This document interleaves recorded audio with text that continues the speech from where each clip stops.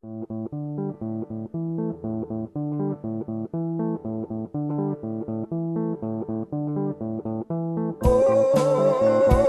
you wasting time.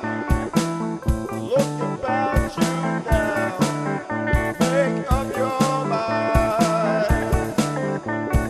All these years of parents talking, youth they're stocking bad ideas. Could it be that we're mistaken and are living out our fears? People think that we're so worthy. Where are all the worthies now? We need to see that we mean nothing and stop feeling goddamn proud. I don't say all this to shock you or to be the odd one out. If we could just see things different, there would be no mess to sort out.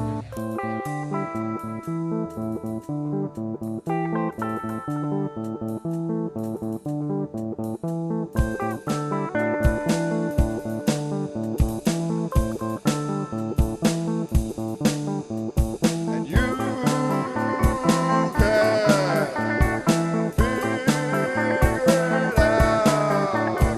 When you see things clearly simple, when it makes you feel quite small, all your shit or piss and pimples tend to mean nothing at all. Just like some who claim enlightened, just like those who have it all, they need little to be happy, yet are connected to us